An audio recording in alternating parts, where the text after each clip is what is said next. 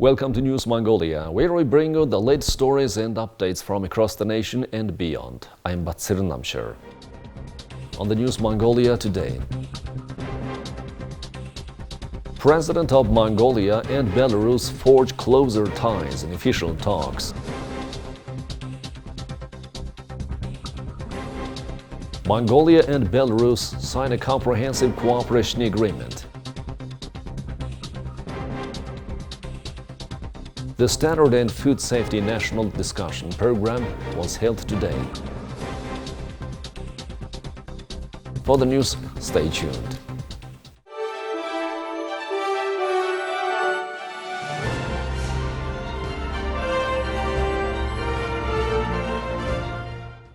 Mongolian President Hurulsuh and Belarusian President Alexander Lukashenko held formal talks at Mongolia's State Palace on June 3rd. Both countries' leaders acknowledged the visit's significance for enhancing bilateral relations and cooperation. They emphasized the forthcoming agreement on friendly relations and cooperation between Mongolia and Belarus, recognizing it as a pivotal document for strengthening the legal framework for their ties and promoting friendship.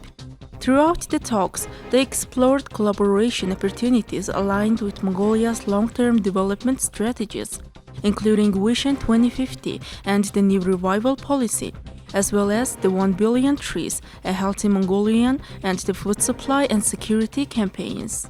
A mutual agreement was reached to expand cooperation across various sectors, including trade, agriculture, education, science, and environmental conservation.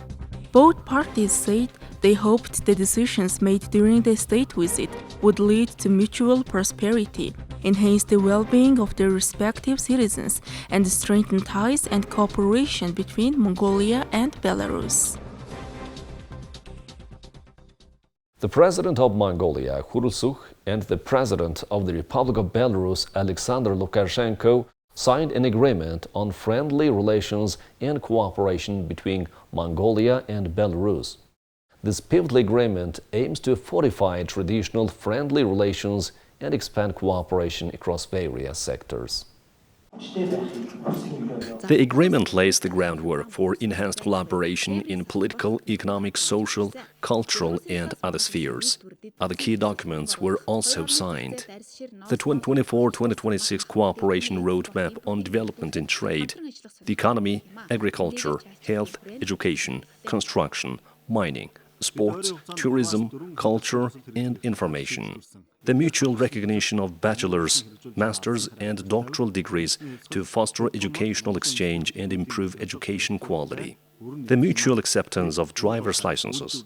Mongolian and Belarusian citizens with permanent residence can use their own country's driver's licenses. Joint efforts in disaster prevention, fire safety, and firefighting through information and expertise exchange. Enhanced cooperation between the Ministries of Law and Internal Affairs of both nations. The exchange of information and expertise and intellectual property, facilitating market access for creators and authors. Strengthening cooperation between the science academies in fields such as energy, agriculture, medicine, pharmaceuticals, chemistry, and nanotechnology. And joint research and innovation projects, research training, academic events and projects, advanced courses, and cultural exchange to strengthen ties between universities and youth. Existing agreements in animal husbandry, veterinary services, and agriculture will also be implemented. Long-term cooperation in environmental protection, resource management, and climate change is also planned. The cooperation agreement symbolizes a new era in Mongolia-Belarus relations, fostering mutual development and cooperation across various sectors. The UN General Assembly celebrates June 7th every year as World Food Safety Day. This year, a national discussion on the topic Standards and Food Safety was organized on the initiative of the Deputy Prime Minister of Mongolia. The event was hosted by the National Reference Laboratory for Food Safety of the Mongolian Agency for Standards Metrology in collaboration with the Food and Agriculture Organization of the United Nations and the World Health Organization's office in Mongolia. For example, food is grown in. During the discussion, various topics were presented, including food standards implemented in Mongolia, food supply and safety, policy measures within the framework of the national movement, trends in food safety policy, the importance of an accreditation system in food safety, and other related subjects. This year's theme for World Food Safety is being prepared for potential risks. The world operates within an interconnected food system encompassing food safety, food security, global food trade circulation, and more. Therefore, it is the responsibility of the United Nations to ensure the safety of this network. In addition, we have aligned food safety efforts with the health sector and established a collaborative policy in this direction, which has been submitted to the Food Safety Council of Mongolia. Further discussions are underway regarding participation in this field, concerning the role of ensuring the health of all citizens and providing healthy food in the realm of food safety. Internationally, Food Safety Day is celebrated by exchanging information and recommendations to prevent potential risks in the food safety supply chain, and by discussing the developments of food safety concerning human health, agriculture, and tourism. The food safety is becoming a very complex issue globally as well as in Mongolia because our food systems are now connected. There are many food systems, the food safety challenges. One is, I think, coordination, to be able to coordinate our efforts across countries and within countries. Second is, I think we really need to have very good systems on promoting what we call the risk-based surveillance. We should be able to figure out where are the risks and how do we manage that.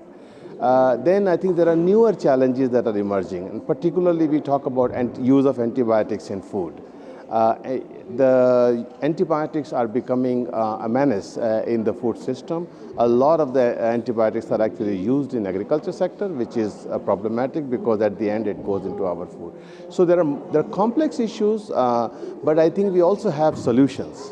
And what is important is that countries work together and the different institutions within the country work together to address these challenges. FAO and WHO stand committed to support national governments, both internally as well as across countries, to tackle some of these challenges. The National Reference Laboratory for Food Safety under the Mongolian Agency for Standard Metrology oversees food safety control reforms for various food products and raw materials at the certification level. It also conducts food safety surveillance research and risk assessments. As part of the project facilitated by the Food and Agriculture Organization of the United Nations, the laboratory received preliminary analysis equipment for detecting pesticide residues. The National Reference Laboratory currently assesses only about 70% of the safety indicators for food products entering Mongolia and those produced within the country.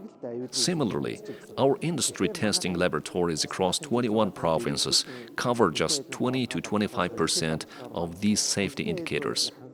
To deem a food product safety for human consumption, a thorough review of all safety indicators is essential. Hence, addressing the modernization of laboratory equipment becomes imperative. Additionally, there is a need for empowering human resources. These issues are among the key topics being discussed in today's session. In the national discussion on standards and food safety, stakeholders from the food industry, including government officials, regulatory organizations, food analysis laboratories, and private sector representatives participated. They discussed issues to be addressed in the implementation of food safety measures. Now let's take a look at the currency exchange rates provided by Mongol Bank.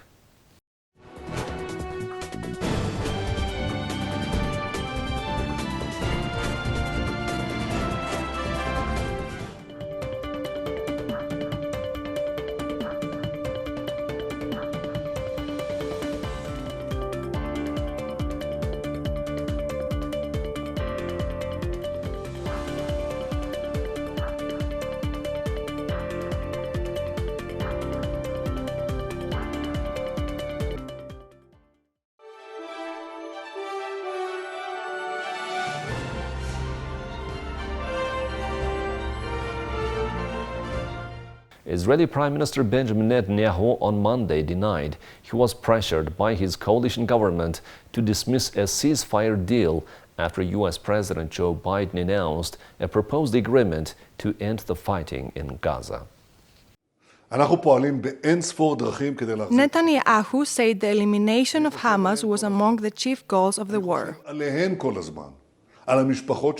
We are working in countless ways to return our hostages. I think about them all the time. I think about them all the time, of their families, for their suffering, and that's why we went a long way to bring them back. But in the process of this action, we maintained the goals of the war, chief among them the elimination of Hamas. We insist that we complete both this and that. It is part of the outline. It's not something I'm adding now. It's not something I'm adding because I was pressured in the coalition. It is something we unanimously agreed on in the war cabinet. Many Israelis are urging Netanyahu to embrace Biden's proposal, but far-right allies threaten to collapse his government if he does. Netanyahu has said a permanent ceasefire in Gaza is a non-starter until long-standing conditions for ending the war are met. A huge demonstration in Israel on Saturday night, led by families of hostages held by Hamas, urged the government to act now. Mediators of the US, Egypt, Qatar pressed Israel and Hamas, saying the proposed deal offers a roadmap of the permanent ceasefire and ending the crisis and gives immediate relief with both hostages and Gaza residents. But far-right Finance Minister Bezalel Smotrich and Minister of National Security Itamar Ben-Gvir have said they would break up the government if it takes the deal.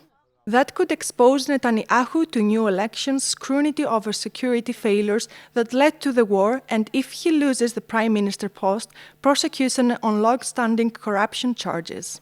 Biden, on Friday, asserted that Hamas militants are no longer capable of carrying out a large-scale attack on Israel like the one on October 7th. He urged Israel and Hamas to reach an agreement to release about 100 remaining hostages, along with the bodies of around 30 more, for an extended ceasefire. Talks on a deal halted last month after a push by mediators in hopes of averting a full-scale Israeli invasion of Gaza's southern city of Rafah. Israel says the Rafah operation is key to uprooting remaining Hamas battalions, even as the militants regroup elsewhere in the territory. Israel on Friday confirmed its troops were operating in central parts of Rafah. Around 1 million Palestinians, almost half of Gaza's population, have left Rafah, and the UN World Food Programme has called living conditions horrific and apocalyptic as hunger grows. Now let's take a look at the weather forecast for Mongolia and the world major cities.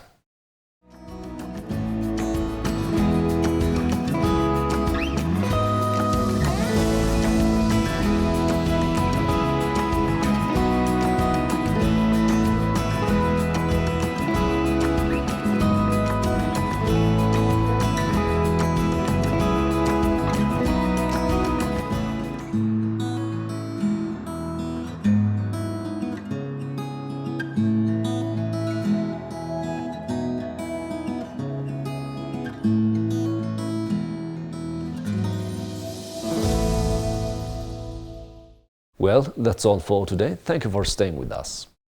We'll see you on Wednesday with more news and updates. Goodbye.